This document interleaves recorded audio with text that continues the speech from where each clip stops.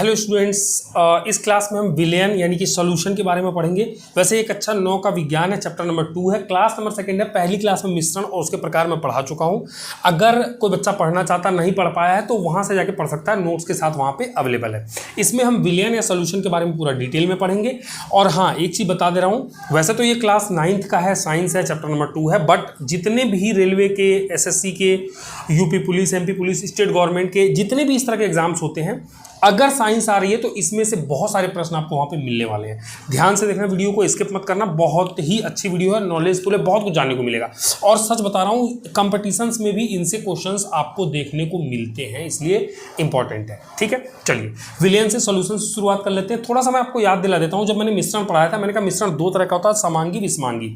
जो समांगी मिश्रण होता है ना, उसी को विलयन कहते हैं। इसलिए क्या कह रहा है, देख लो यहाँ पे डेफिनेशन में कि 2 या 2 से अधिक पदार्थों के समांगी मिश्रण को विलयन कहा जाता है। एग्जाम्पल के तौर पे नींबू और पानी, सोडा और पानी आदि। इनमें क्या है, देखो विलयन की एक खास बात होती है।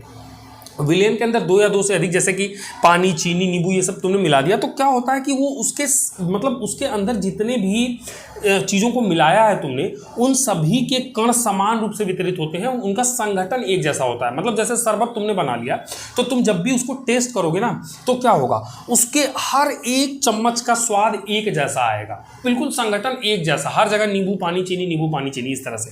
तो ये विलयन की खासियत होती है। अगर इसीलिए नोट पॉइंट में यहाँ पे देखो लिखाया गया है कि विलयन के कण समान रूप से वितरित रहते हैं, इसलिए इन्हें अलग अलग पहचाना नहीं जा सकता है। अगर नॉर्मली पानी या कोई शरबत का एक घोल, एक गिलास आपके सामने रखा है, तो आप उसे देख के यूं ही नहीं बता सकते कि इसके अंदर क्या क्या है। हाँ, टेस्ट वगैरह करके थोड़ा बहुत पता चलता है, पर हाँ, देख के आप अंदाजा बिल्कुल नहीं लगा सकते। अब बात करते हैं विलयन के घटक की।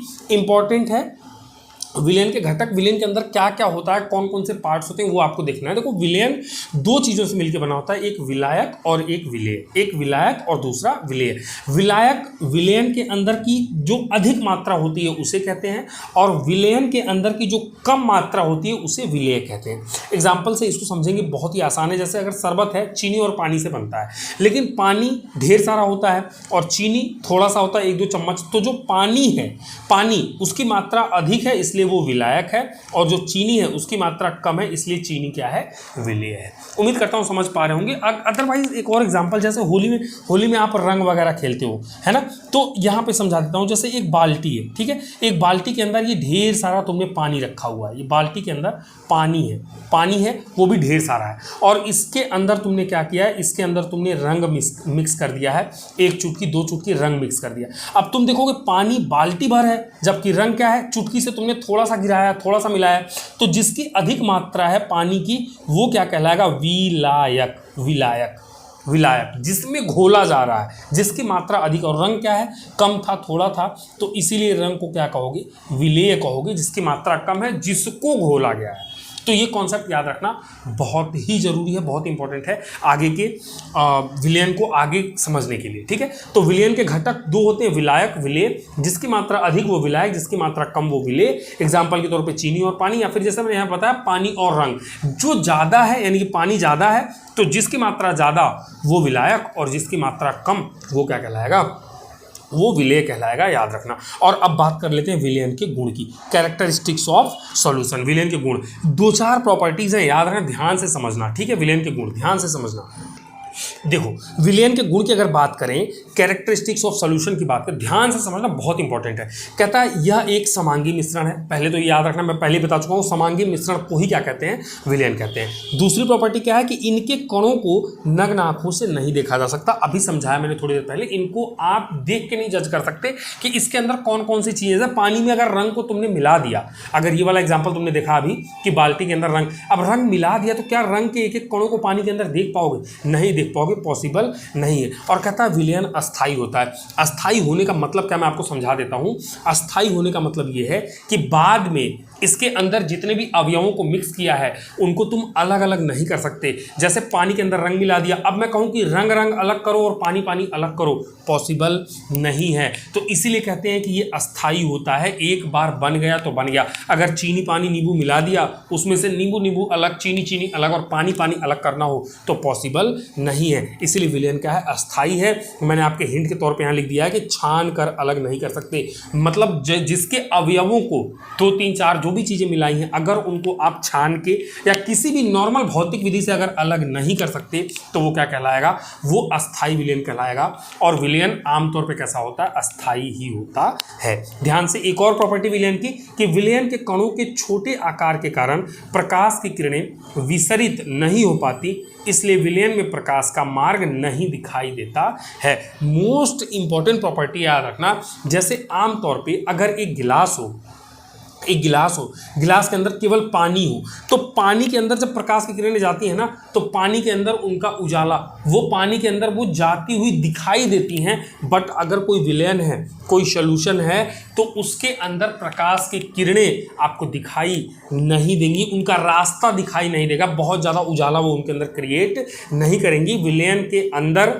इसीलिए कहते हैं कि टिंडल प्रभाव देखने को नहीं मिलता है। तो इंपॉर्टेंट बात याद रखनी है कि विलयन के कणों के छोटे आकार के कारण, जो जैसा चीनी का कण है, छोटा छोटा छोटा पानी के अंदर, पानी के जो कणों के अंदर घुस गया है, वो नींबू है, पानी के अंदर जो छोटे छोटे रिक्त स्थान है, खाली स्थान है, अंतराणु का स्थान जिसे कहते हैं, उसके अंदर जाके घुस गया है, तो इसलिए उसमें प्रकाश की किरणें विसरित नहीं होती हैं, फैल नहीं पाती, किरणें फैल नहीं पाती हैं, और इसीलिए विलयन में प्रकाश का मार्ग भी दिखाई नहीं देता है। ये विलयन के कुछ गुण हैं, याद रखना। अब बात कर लेते हैं विलयन के प्रकार की, यानी कि टाइप्स ऑफ सॉल्यूशन। देखो विलयन जो है वो 3 प्रकार का होता है। विलयन कितने प्रकार का, 3 प्रकार का। एक तो ठोस विलयन होता है, एक द्रव विलयन होता है, और एक गैस विलयन होता है। ठोस विलयन में क्या होता है, जो विलायक है, विलायक यानी जिसकी अधिक मात्रा है ना, वो एक्चुअली ठोस होगा। देखो कितना सिंपल है। ठोस विलयन मतलब जिसमें विलायक कैसा हो, ठोस हो। और विलायक कौन होता है, विलयन के अंदर जिसकी मात्रा सबसे ज़्यादा होती है। और द्रव विलयन में जो विलायक होगा, यानी जिसमें हम चीज़ों को घोलेंगे, वो द्रव होगा। वो कैसा होगा, द्रव होगा। और गैस विलयन में जो विलायक होगा, जिसमें हम चीज़ों को घोलेंगे, जिसकी मात्रा अधिक होगी, विलायक जो होगा वो कैसा होगा, वो गैस होगा। अगर विलायक ठोस है तो ठोस विलयन, विलायक द्रव है तो द्रव विलयन, विलायक गैस है तो गैस विलयन। यानी कि विलयन कितने प्रकार का हो गया, 3 प्रकार का। अलग से इन तीनों को स्टडी कर लेते हैं, आगे पढ़ लेते हैं, ठीक है। चलो देखो, अब इसमें ठोस द्रव गैस क्या होता है, मैंने बता दिया। ठोस विलयन क्या होगा, जिसमें विलायक ठोस होगा। द्रव विलयन क्या होगा, जिसमें विलायक द्रव होगा। और गैस विलयन क्या होगा, जिसमें विलायक गैस होगा। एक एक एग्जाम्पल के थ्रू समझाता हूँ। देखो इतने सारे विलयन जो आम जीवन में इतने मतलब उपयोगी हैं, वो आपको यहाँ पे देखने और समझने को मिलेंगे, तो ध्यान से देखना। अगर ठोस विलयन की बात करें तो ठोस विलयन में विलायक ठोस ठोस ठोस होगा। लेकिन अगर विलेय की बात करें, जो उसमें मिला रहे हैं, वो ठोस भी हो सकता है, वो द्रव भी हो सकता है, और वो गैस भी हो सकता है। तो ठोस विलयन 3 तरह का हो गया। एक जिसमें विलायक ठोस और विलेय ठोस हो, दूसरा जिसमें विलायक ठोस लेकिन विलेय द्रव हो, और तीसरा जिसमें विलायक ठोस और विलेय क्या हो, गैस हो। ठीक है, एग्जाम्पल से समझ लेते हैं। ठोस और ठोस का बेस्ट एग्जाम्पल क्या है, कॉपर और गोल्ड का विलयन। कॉपर और गोल्ड का विलयन। कॉपर भी ठोस धातु है, और गोल्ड यानी कि सोना भी क्या है, ठोस धातु है। इन दोनों को मिला दो, इन दोनों को मिक्स करके कुछ बना लो, तो क्या कहलाएगा, वो ठोस विलयन कहलाएगा। और ठोस और द्रव विलयन की बात करें तो इसका बेस्ट एग्जाम्पल है सोडियम और पारा। सोडियम ठोस होता है, ये एक्चुअल में भुरभुरे तरह का कह सकते हो, एक बारीक पाउडर की तरह होता है। और उसमें पारा जो मरकरी, वो लिक्विड द्रव फॉर्म में होती है। इन दोनों को मिला दो तो क्या बनेगा, वो आपका एक ठोस विलयन बन जाएगा। और ठोस और गैस का एग्जांपल अगर देखें तो पैलेडियम, ये भी एक धातु होती है, इसमें हाइड्रोजन गैस को मिला दो तो वो भी क्या बन जाएगा, एक विलयन बन जाएगा। इसी तरह से अगर द्रव विलयन की बात करें तो विलायक तो तीनों केस में द्रव होगा, लेकिन विलेय ठोस, द्रव और गैस तीनों में से कुछ भी हो सकता है। अगर द्रव विलयन में इस टाइप की बात करें जिसमें विलायक द्रव और विलेय ठोस हो, एग्जाम्पल अगर इसका लें तो आप कह सकते हो नमक और पानी। नमक और पानी पर ध्यान रखना, इसमें विलायक कौन है, जल है। विलायक कौन है, जल है, द्रव है, और विलेय कौन है, नमक है, जो कि ठोस है। तो वो जो विलयन बनेगा वो द्रव विलयन कहलाएगा। अगर द्रव में द्रव की बात करें तो पानी और नींबू का रस। पानी जो है वो भी क्या है, पानी एक कह सकते हो कि द्रव है ही, विलायक है। और नींबू, एक आध नींबू उसमें निचोड़ दिया, विलेय है, और ये विलयन जो तैयार होगा ये द्रव और द्रव का होगा, और ये कहलाएगा द्रव विलयन। और द्रव और गैस का एग्जाम्पल अगर बात करें तो पानी और ऑक्सीजन, पानी के अंदर क्या मिला दिया हमने, ऑक्सीजन मिला दिया, तो हमें इस वाली कैटेगरी का विलयन मिल जाएगा। ऐसे अगर गैसीय विलयन की बात करें तो इसमें विलायक जो होगा वो गैस गैस गैस होगा, लेकिन जो विलेय है वो ठोस द्रव गैस तीनों में से कुछ भी हो सकता है। एग्जाम्पल के तौर पे अगर विलायक गैस और विलेय ठोस की बात करें तो कपूर और नाइट्रोजन गैस को ले लो। नाइट्रोजन गैस यहाँ पे विलायक है और कपूर कौन है, विलेय है, कम मात्रा है। ये जो विलयन बनेगा ये गैसीय विलयन बनेगा। अगर गैस और द्रव को मिक्स करें एग्जाम्पल के तौर पे तो नाइट्रोजन गैस ले लो, उसमें क्लोरोफॉर्म जो कि द्रव अवस्था में पाई जाती है मिक्स कर दे तो गैस और द्रव का गैसीय विलयन मिल जाएगा। और अगर गैस और गैस की बात करें तो नाइट्रोजन गैस, उसमें ऑक्सीजन को मिला दो, ये तो सिंपल है, कोई भी बता देगा, गैस और गैस है, गैसीय विलयन आपका तैयार है। तो ये बहुत सारे एग्जाम्पल हैं जिसमें आपको ये देखने को मिला कि इतने सारे विलयन जो प्रैक्टिकल लाइफ में, रियल लाइफ में भी हमें काम आ जाते हैं, यूज में आ जाते हैं, और यहाँ पे हमने उनको देख भी लिया कि यहाँ किसको कैसे मिला के क्या बना रहे हैं। अब हम पढ़ेंगे आगे, चूंकि इसी से रिलेटेड है विलयन, मतलब कई चीज़ों को मिला के कुछ बनाना, समांगी मिश्रण बनाना, इन्हीं से रिलेटेड है, इसको हम कहते हैं मिश्र धातुएं, इंग्लिश में एलॉय। तो एलॉय के बारे में बहुत मोस्ट इंपॉर्टेंट, हजारों बार सवाल आ चुके हैं इससे परीक्षाओं में, एक बार देखना, बहुत कुछ सीखने को मिलेगा। अगर इसकी बात कर लें मिश्र धातु की, क्या होता है मिश्र धातु, ध्यान से देखना, कहता है दो या दो से अधिक धातुओं के, ठीक है, ये इंपॉर्टेंट है कि दो या दो से अधिक धातुओं के समांगी मिश्रण को मिश्र धातु कहते हैं।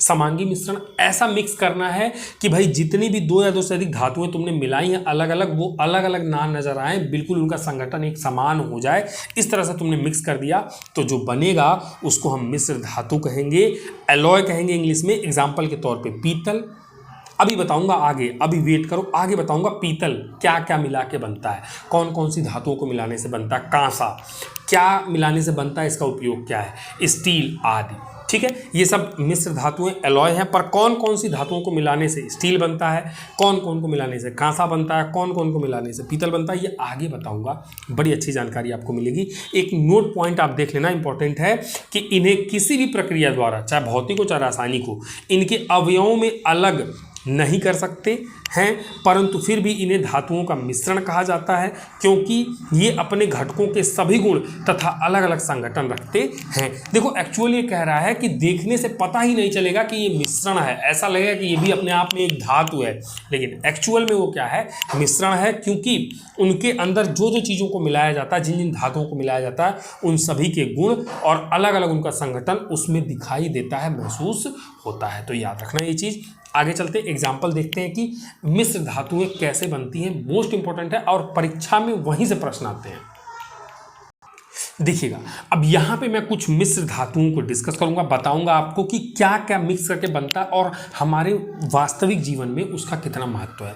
बहुत इंपॉर्टेंट है, इससे परीक्षा में खूब प्रश्न आते हैं। जैसे परीक्षा में प्रश्न आएगा कि पीतल जो है वह एक मिश्र धातु है और इसके अवयव हैं, इनमें से इसके अवयव हैं, ऑप्शन दे देगा जिंक कॉपर, जिंक सोना, जिंक लोहा, और इनमें से कोई नहीं, या ऐसे करके ऑप्शन देगा। तो आपको पता होना चाहिए कि जो पीतल मिश्र धातु है जो हमारे जीवन में बहुत उपयोगी है, उसके घटक कौन कौन से हैं, जिंक और कॉपर। वो जिंक और कॉपर को मिलाने से बनता है। जिंक और कॉपर को मिलाने से क्या बनता है, पीतल।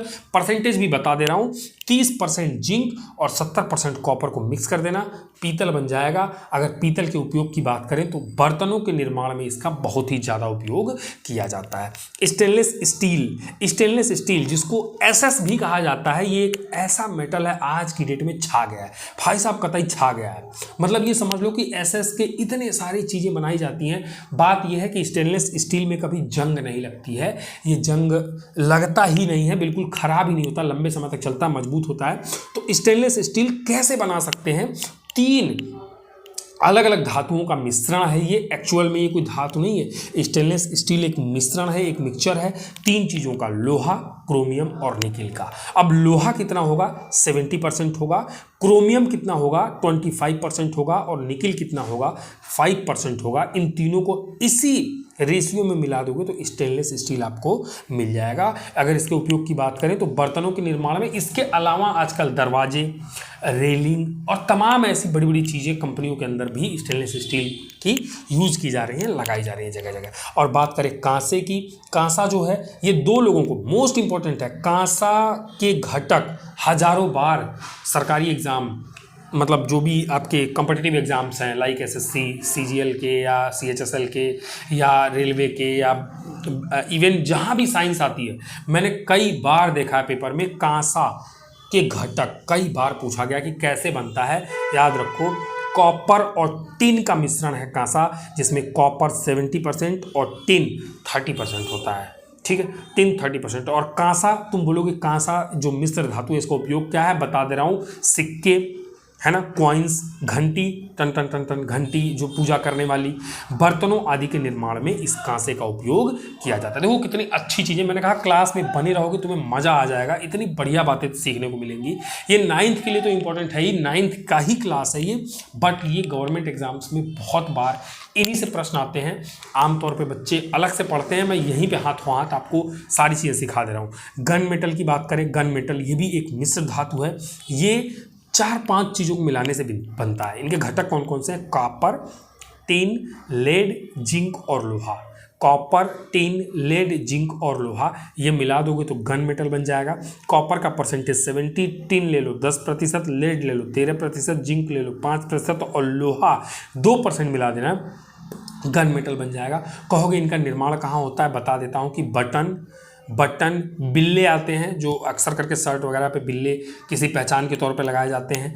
थालियाँ, गाड़ी में गियर होता है ना, साइकिल के अंदर भी देखोगे गियर, आजकल गियर वाली साइकिल आती हैं तो गाड़ी के अंदर जो गियर वगैरह होते हैं, अरे यार ये जो जिसमें कहने का मतलब कांटे जैसा वो डिजाइन रहता है ना, तो उस तरह की चीज़ें बनाने के लिए अक्सर गन मेटल का उपयोग किया जाता है। तो एग्जाम्पल के तौर पे क्या क्या हो गया, बटन, बिल्ले, थालियाँ, गियर आदि बनाने में इनका उपयोग गन मेटल का किया जाता है। 5 चीज़ों को कॉपर, टिन, लेड, जिंक और लोहा मिलाने से बनता है। कॉपर 70%, टिन 10%, लेड 13%, जिंक 5% और लोहा 2%। ठीक है, उम्मीद करता हूँ समझ में आ रहा होगा। और शॉर्ट मेटल ये भी एक मिश्र धातु है। शॉर्ट मेटल ये भी एक मिश्र धातु है जो कि 2 चीज़ों को मिलाने से, लेड और आर्सेनिक को मिलाने से, मिक्स करने से बनता है शॉर्ट मेटल। आर्सेनिक और जर्मेनियम, हाँ जर्मेनियम और आर्सेनिक ये भी मोस्ट इंपॉर्टेंट धातुएं हैं। ये इनके बारे में ये मतलब तत्व हैं, इनके बारे में भी आपको केमिस्ट्री में आगे पढ़ाऊंगा। बहुत ही कमाल की चीज़ें हैं, बहुत उपयोग होता है आर्सेनिक का। हमारे इलेक्ट्रॉनिक्स डिपार्टमेंट में तो बहुत ही ज़्यादा पढ़ाऊंगा, धीरे धीरे सब आएगा साइंस में। बस आप बने रहो वीडियोज़ में, पढ़ते रहो आके हमारी क्लास में। देखो लेड और आर्सेनिक, लेड 99% और आर्सेनिक 1%, दोनों तत्व हैं, इनको मिला दोगे शॉर्ट मेटल बन जाएगा। और शॉर्ट मेटल का उपयोग कहाँ होता है, सबसे ज़्यादा उपयोग इसका बंदूक की गोली या फिर छर्रे, है ना। अगर दिख ना रहा हो थोड़ा सा स्लाइड करता हूं मैं, ये देखो, हाँ छर्रे, बंदूक की गोली और छर्रे आदि बनाने में, छोटे गोल गोल छर्रे नहीं होते हैं जो नकली बंदूकों में भी, असली वाले में भी वो चिड़िया विड़िया का शिकार करते हैं, मारते हैं, उसमें यूज होता है। गोली के अंदर से छर्रे निकलते हैं, तो वो छर्रे शॉर्ट मेटल के बनाए जाते हैं। तो बंदूक की गोली और छर्रे बनाने में किसका उपयोग होता है, शॉर्ट मेटल का उपयोग होता है। तो विलयन के बारे में इतनी सारी चीज़ें मैंने बताई, डिटेल में आपको पढ़ाया। विलयन अभी पूरी तरीके से खत्म नहीं हुआ है, इसकी और भी चर्चा, इसके बारे में और भी जानकारी लेंगे अगली क्लास में। वीडियो अच्छी लगती है शेयर किया करो, शर्माओ मत, शेयर करो, पैसा कोई नहीं लग रहा है, ठीक है, शेयर करो ढेर सारे दोस्तों में। नोट्स वगैरह के साथ चीज़ें आपको मिल जा रही हैं, और क्या चाहिए। और मैं आपको बता दे रहा हूँ, व्हाट्सएप पे मैंने चैनल बनाया है, ठीक है, चैनल बनाया है। ये नोट्स का अगर आपको कहने का मतलब PDF फॉर्म चाहिए तो उस चैनल पे आ जाना, वीडियोस के तौर पे, और तमाम तरह से मैं वहाँ पे और भी इन्फॉर्मेशन डालता रहता हूँ, इम्पॉर्टेंट है। चैनल को सर्च कर लीजिएगा, बालेंदु, BALENDU, बालेंदु प्रताप, PRATAP प्रताप, और SINGH सिंह, बालेंदु प्रताप सिंह चैनल का यही नाम है।